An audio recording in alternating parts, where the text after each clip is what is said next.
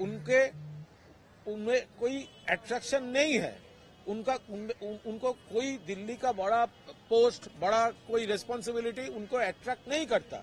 लेकिन अगर कोई रिस्पॉन्सिबिलिटी दे तो वो बंगाल में बैठ के ही स्मूथली इंडिया ब्लॉक उसका परिचालन कर सकते हैं। दादा, महुआ मित्रा के खिलाफ जो है विधायकों ने चिट्ठी दी है, कह रहे काम नहीं कर पा रहे हैं, मीटिंग कर रही है तो उसकी जो है जानकारी वो नहीं दे रही है। देखिए ये पूरा पार्टी का इंटरनल मैटर है। अगर कुछ है तो हमारा जो लीडर्स है वो ये देख रहे हैं, वो प्रॉपर टाइम में लीडरशिप का क्या डिसीजन होगा वो आप सबका मालूम हो जाएगा। ममता बनर्जी का ये जो स्टेटमेंट है कि अगर उनको दायित्व दिया जाए 2024 इलेक्शन से पहले ऐसा क्या हुआ, अगर दायित्व दिया जाए, रिस्पॉन्सिबिलिटी दिया जाए, ऐसा मतलब नहीं था। उनको पूछा गया था तो उन्होंने कहा हम नहीं चाहता दिल्ली का कोई रिस्पॉन्सिबिलिटी, लेकिन ये इस पर एक लेकिन है, अगर उनके ऊपर कोई रिस्पॉन्सिबिलिटी बाकी लोगों ने डाल दे तो वो बंगाल में बैठ के ही स्मूथली इंडिया ब्लॉक परिचालन कर सकती है। बंगाल में बैठ के परिचालन कर सकती है। जब बंगाल की बात आती है तो क्यों नहीं इंडिया गठबंधन सीपीएम और कांग्रेस के साथ में तालमेल बन रहा है? देखिए यहाँ पर क्या है, बंगाल में तृणमूल कांग्रेस ही एक पार्टी है जो भाजपा का विरोध कर रहा है। बंगाल में लास्ट कई इलेक्शंस ये सीपीएम और कांग्रेस मिलकर वो वोट डिवीजन का पॉलिटिक्स किया था, घुमा के भाजपा को ऑक्सीजन दे रहे थे। इसीलिए बंगाल में वो सीपीएम और कांग्रेस, बंगाल में जो रोल सीपीएम और कांग्रेस यहां पर प्ले किया वो तो भाजपा को ऑक्सीजन देने का था, क्योंकि लड़ रहा है तृणमूल और वो लोग तृणमूल का खिलाफ बोल रहा है, तृणमूल का वो एनिमिटी कर रहा है और भाजपा का बी टीम जैसा बन चुका है ये लेफ्ट लोगों ने। तो ऐसे हमारा कोई जरूरत नहीं है, हम यहाँ पर ममता जी की लीडरशिप में तृणमूल अकेला ही काफी है बंगाल में बीजेपी को रोकने के लिए।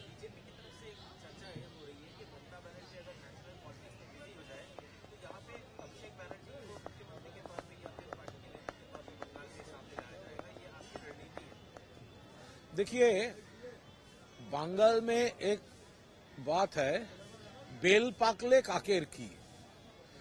तो तृणमूल कांग्रेस दिल्ली में आगे बढ़े, तृणमूल कांग्रेस बंगाल में कंसंट्रेट करे, तो इसमें भाजपा का क्या?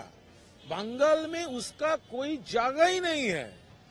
तो ममता जी उसका ऐसा हाल किया, 2021 वो हार गया, 2023 पंचायत इलेक्शन वो हार गया, 2024 तृणमूल का सीट बढ़ गया, भाजपा का सीट कम हो गया। तो तृणमूल का क्या स्ट्रेटेजी होगा, उससे भाजपा का क्या मतलब है? उसका तो काम है इलेक्शन आने के वक्त वो इलेक्शन करेगा और हारेगा, इसके अलावा उसका कोई काम ही नहीं है। पहले हरियाणा और उसके बाद महाराष्ट्र दोनों में ही कांग्रेस का जो परफॉर्मेंस देखा गया। देखिए हम लोग इंडिया गठबंधन मजबूत करना चाहते हैं, प्रॉपर स्ट्रेटेजी के साथ।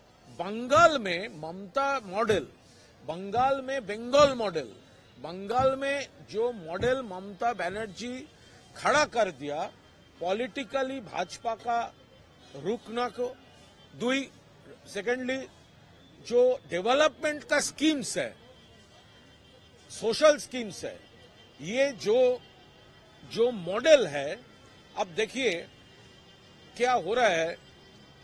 ये तो बंगाल में अगर हम लोग भाजपा को रुक सकता है, झारखंड में अगर हेमंत सोरेन रुक सकता है, तो कांग्रेस का तो ये सोचना पड़ेगा हरियाणा में और महाराष्ट्र में, जहां पे उनका ऊपर मेन रिस्पॉन्सिबिलिटी था भाजपा को रुकने का। बंगाल में मेन भाजपा का ऑपोजिशन कौन है? तृणमूल है। तृणमूल के उसका रिस्पॉन्सिबिलिटी पालन किया।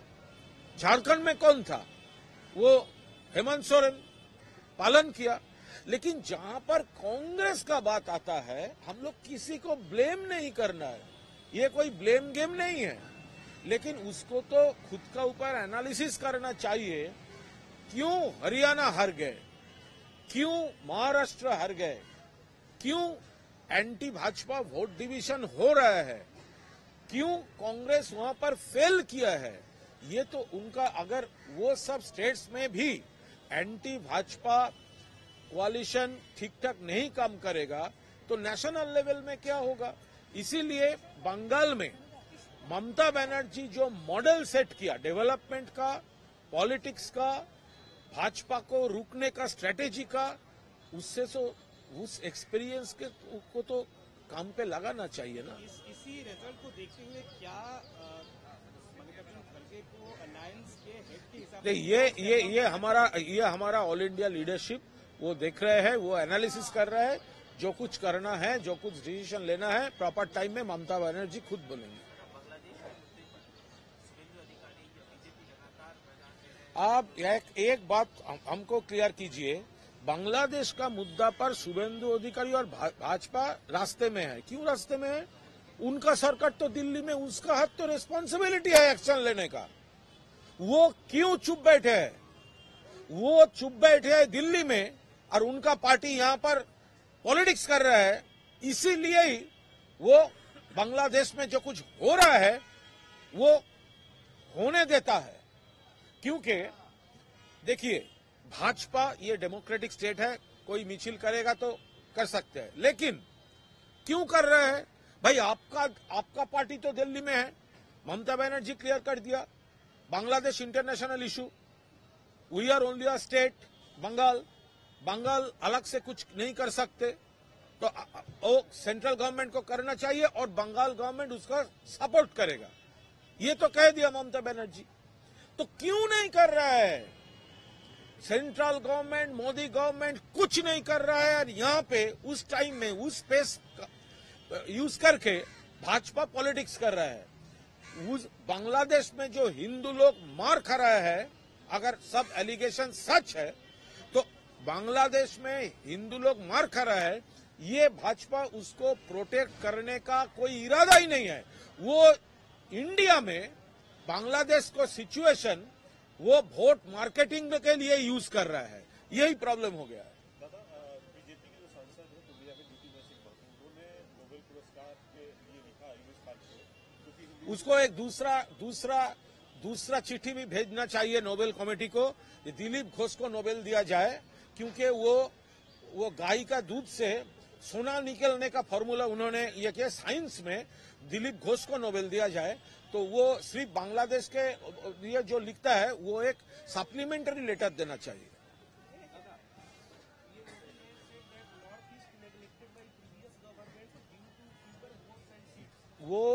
पहले वो ये जवाब दे, मणिपुर जल रहा है, उन्होंने अभी तक वहां पर क्यों नहीं गया?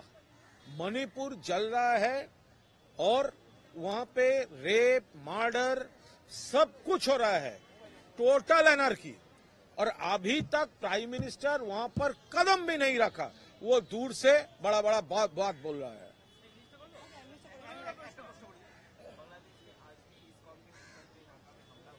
हम लोग बार बार बोल रहे हैं, बांग्लादेश में जो घटना घट रही है वो हमारा लिए दुख के बात है, लेकिन ममता बनर्जी क्लियर कर दिया कि हम एक स्टेट है, वेस्ट बंगाल एक स्टेट है, हमारा कोई जुरिस्डिक्शन नहीं है इंटरनेशनल इशू में कुछ कहना या कोई एक्शन लेना। ये तो सेंट्रल गवर्नमेंट को करना चाहिए, और जो भी सेंट्रल गवर्नमेंट करेगा स्टेट गवर्नमेंट सपोर्ट करेगा। उसके बाद भी सेंट्रल गवर्नमेंट कुछ नहीं कर रहा है। पहले तो उनको पार्लियामेंट में स्टेटमेंट नहीं दिया, कोई एक्ट नहीं किया, कोई स्ट्रांग मैसेज नहीं दिया। हम लोग तो बोला है, ममता दीदी बोला है, यूनाइटेड नेशन से बात कीजिए और पीस कीपिंग ट्रूप्स भेजिए, कुछ भी नहीं कर रहा है सेंट्रल गवर्नमेंट।